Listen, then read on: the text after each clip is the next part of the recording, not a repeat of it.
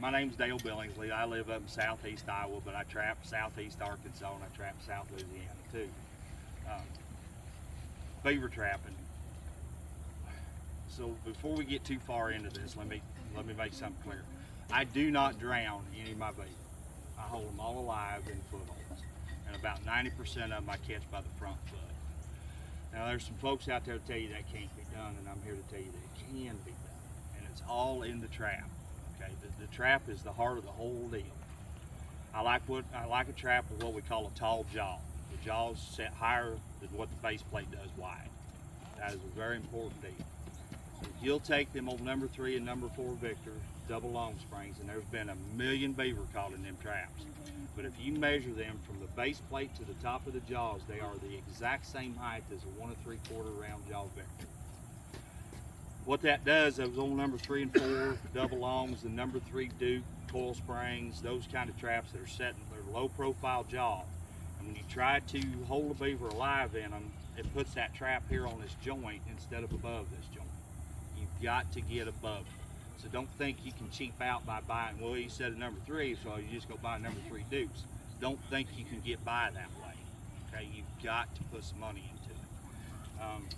The number 3 Bridger coil spring with the dog on. I do not like the dogless trap in the Bridger. The number 4 Duke, and it doesn't matter if it's offset jaw, regular jaw, doesn't matter if it's laminated, not laminated, doesn't matter. They all hold just fine. The number 3 Northwoods, the old Northwoods was a heck of a beaver trap. The old number 3 and 4 Herders, if you can find them, they're a heck of a front foot beaver trap. All of the others, and I know there's guys out there using TS85s and the B750s and those kind of Bridger number 5s. Those are back feet traps, guys. Okay, that's what they were designed for. They need to stay on back feet. Now, yes, it happens because nothing in this game is 100%. And we all know that. You're going to catch one now and then in one of those big traps by the front foot. But what happens, those big traps, that beaver, this is on 10 feet of 1/8 inch cable. I either run 10 feet of 1/8 inch cable or 10 feet of number 2 chain, one of the two. What happens though, if that beaver happens to get up here on the bank in one of those big irons and he gets wrapped up in the grass or on some brush or something, as he starts to roll, because that's how they fight a trap, they roll. And when that beaver starts to roll, that big trap will hang up in the mud and in the dirt, and it'll stop, and the beaver doesn't. And once he breaks those 2 bones in that front leg, he's gone. But by using these number 3s, number 4s, and in this style, I will lose 1 out of every 100 to ring off. You'll lose that many on a slide wire or a slide rod too. When anybody tells you any difference, not telling you the truth. Okay. But all I do is I go down there. When I go to make a set, I've got my trap. I've got a disposable stake on the end of my chain or my cable, so I've got my driver, I've got my spade, I've got a ball of lure or 2 in my pocket. That's it. I'm not packing drowning rods, I'm not packing weights, I'm not packing anything else, just the bare minimum. The other advantage to holding your beaver alive, now you've got a live decoy. They do not pay attention to live beaver on the bank, okay? They just, what's that character doing, you know? But you've got a live decoy here that's pulling other beaver to you. So if you've got room, put in 3, 4, 5 sets along that bank. Because you've got the opportunity then to have 3, 4, 5 beaver tied up all right there at once. That's something I think a lot of us, we get lazy. And it's just human nature. We go into a colony and we drop in 4 sets and we think, well, we got it covered. Normally speaking, now I know it's a little different down here in some of these cypress breaks, you know, when you get 2 or 3 multiple colonies staying in a big area together. That's not uncommon down here. But generally speaking, if you're in a canal ditch or something of that sort of creek, generally speaking, in a colony of beaver, there's somewhere between 6 to 9 in that colony on the average. So why not set to catch 6 to 9 beaver the first time through? Now, granted, no, you're not going to take the whole colony out once. We all know that. But when you come back the next time through, you've only got 1 or 2 left to contend with, and that's it. Economically speaking, it makes more sense to make 2 checks at a stop at an area than it does to keep going back and taking them out 1 or 2 at a time. Clean them up, move on to the next ones. With the price of gas and the price of beaver hides the way it is right now, you can't afford to just stick around there all the time. You got to keep moving into new ones all the time. So the quicker you can do it, the more money you're going to make, the better off you are. So all I do is I take my spade and I cut me a channel back into the bank, and you can do this on a flat tapered bank, you can do it on a slope bank like this, doesn't matter. I dig a bed for my trap just like I would if I was going to catch a coyote or a bobcat or anything else. I want that trap bedded down in there, and I want somewhere between 3 to 5 inches of water over the pan. Beaver have an automatic reaction that anything they bump with their chest, they automatically put their feet down. So what I do, I leave a berm of dirt underneath the edge, underneath the water surface, but out in front of my trap. That gives that beaver something to bump up against. He puts his feet down, and then his first step over that berm of dirt is right into my trap. Another reason I dig it down like that bed, I want that trap counter sunk. It's no different than you and I walking out across this yard right here. If we walk out across this yard, we step in a hole, we've got more weight going down on that foot than we do the other. It results in a deeper catch with the beaver the same way. He's got more weight going down on that foot than he does the other 3. So it results in a deeper catch. The other important thing about the trap, I'm running 5 pounds of pan tension, and I want to make sure that pan will go clear to base. That's important with any trap, no matter what you're trying to catch. The pan has to go clear to base in order to make a deep catch.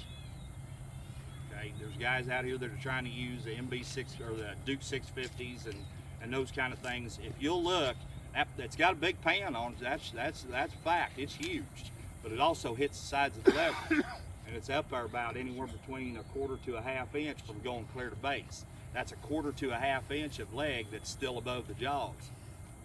I want that 1/4 to 1/2 inside them jaws. Okay, I hope that makes sense to everybody. So 5 pounds of pan tension. Good strong trap, doesn't have to be an overkill, it just has to be strong enough to hold what we're trying to catch. I want to place that trap in that bed so that the beaver's coming between the jaws, never over the jaws. Okay? An old wives' tale that, if he's if he's on the dog in the trap, the dog's going to throw his foot. That is a bunch of BS if I ever heard any of it. All right? This is a dead spot. I can push on that all day long at that dog, and that trap will never fire. That is a dead spot. All traps have them. So don't buy into that. Don't believe it. I want him coming between the jaws, never over. I've got a caster mound up here, but on this slope bank, I've got my lure down here at the water's edge. Because when he comes into this set, he's going to put his nose directly on that lure. If I've got the lure up here on top of the mound, number one, if the wind's blowing across, when he gets in here close, he's lost the scent. Beaver can't see very well, but they've got a heck of a nose on, okay? So if it's up here and the lure's up here, when the wind's blowing across, he's lost it when he gets in here, because the scent cone of the lure is blown across over top of his head. So keep the lure down low, and that's where he's going to put his nose. Not only that, but if I've got the lure up here and he does smell it, he's going to come in reared up on his back feet. I don't care if I catch him by the back feet. I don't care if I catch him by the tip of the tail, as long as he's still there when I get there in the morning. I just prefer to hold him by front foot or catch him by the front foot because it's easier for me. Not only that, but as I stated earlier, you've got people out there telling you it can't be done, and I'm going to tell you, you tell me that I can't do something, I'm going to prove to you I can. Just for the sake of doing it. I want the loose jaw of my trap centered with the center of my approach and with the center of my lure and the center of my mount.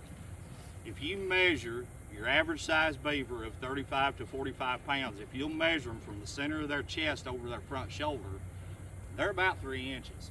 Beavers they're tapered at the nose, and then they get wide at the rump, okay? So they're not a big wide animal all the time, the whole thing.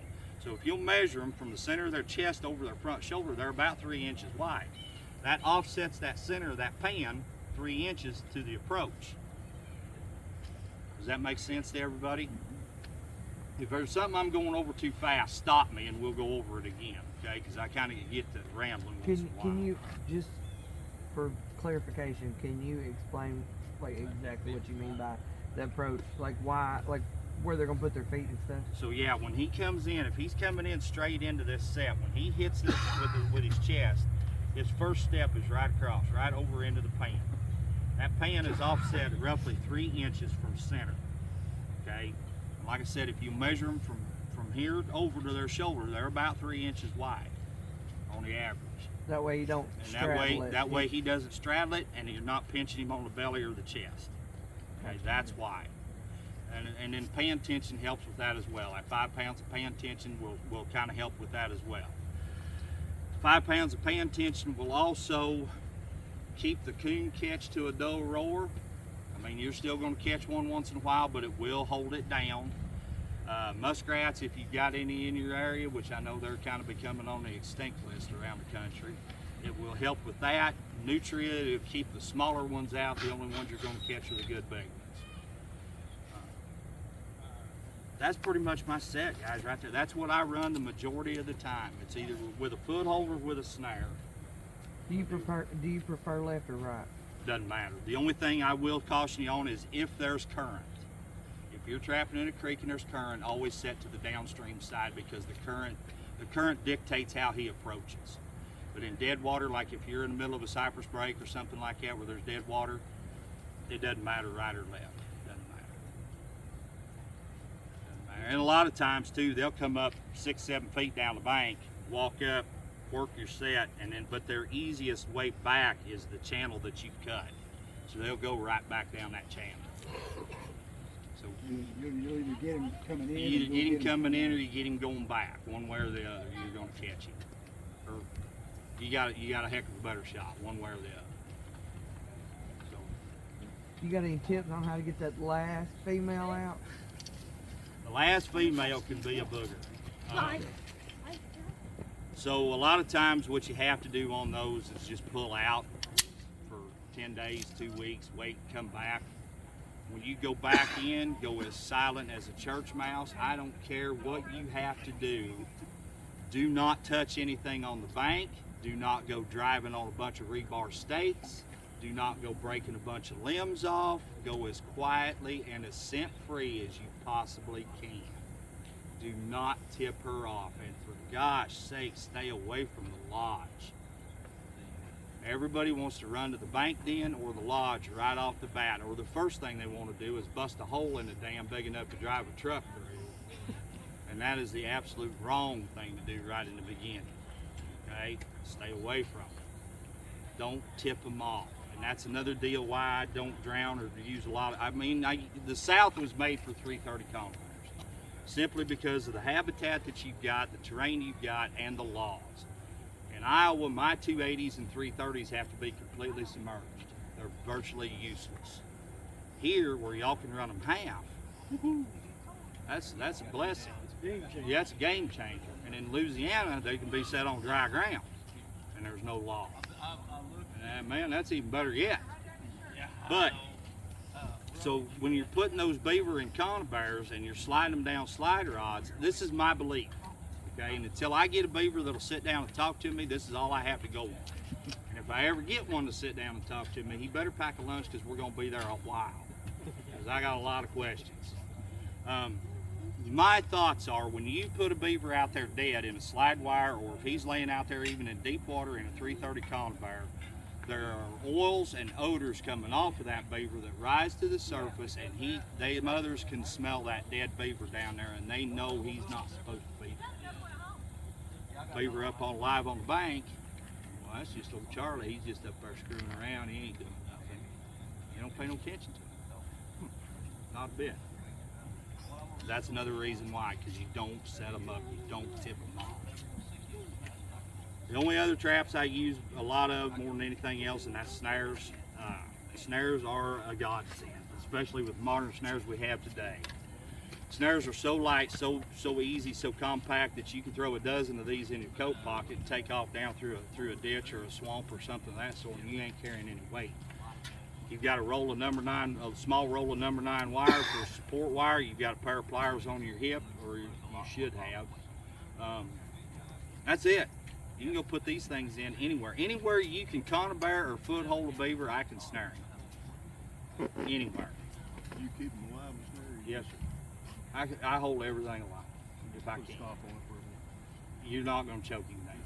You're just not. I mean, once in a while, if you happen to neck catch one, once in a while you will, but majority of your beaver are going to be caught right behind the front shoulders or one leg through. The majority of them. That's the I best like a way to longer catch a snare. trap sow. I'm sorry? That's the best way to catch them trap sow. Yeah, absolutely, absolutely. Most of the time, them wised up ones will show you where they want to die if you'll just pay attention to what they're telling you. They'll show you right where to catch them. You got that one last old female in there, she's being a smart aleck. Just stop, slow down. Hey, maybe she's just smart. And she's played the game. She's seen everybody else get whacked. Now she's gonna hang back. Now it's a game of chess. But eventually she will show her hand and she'll show you exactly where to catch her if you'll pay attention to what she's telling you. Don't get frustrated. Don't get mad. Just back up, slow down, look things over. She'll show you exactly where to catch her. Keep looking, keep looking, Yep. keep looking. Mm-hmm. You'll find it. Just keep looking. Yep, absolutely. I like a longer snare than what I grabbed out of the shed there the other morning.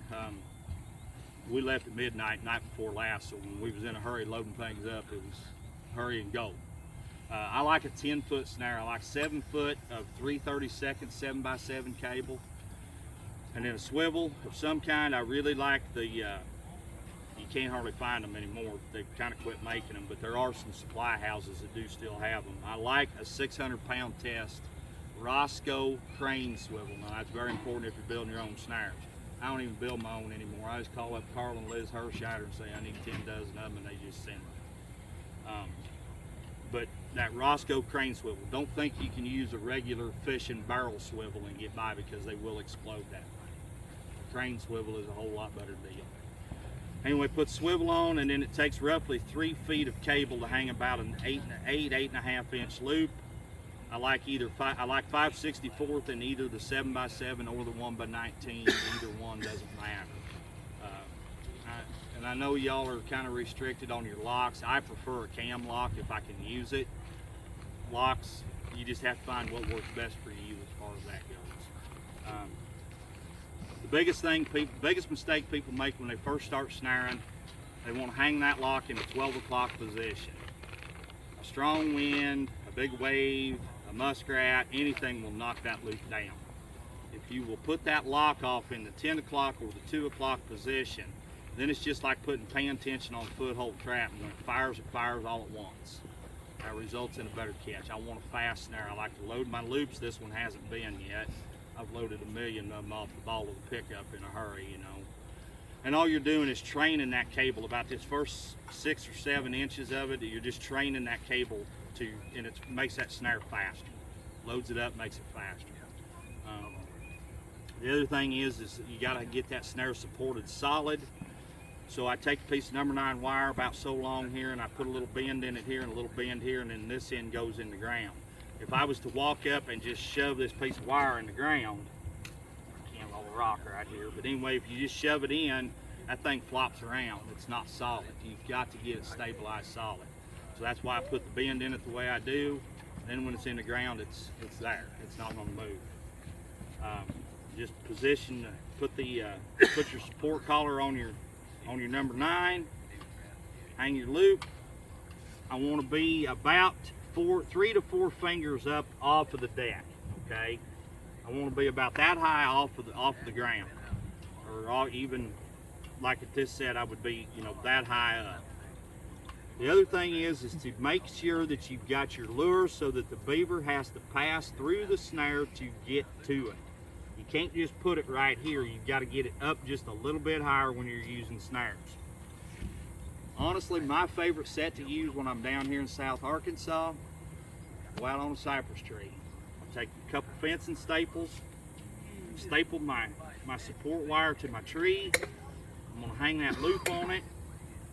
I want that loop just as tight and as close to the trunk of that tree as I can get it.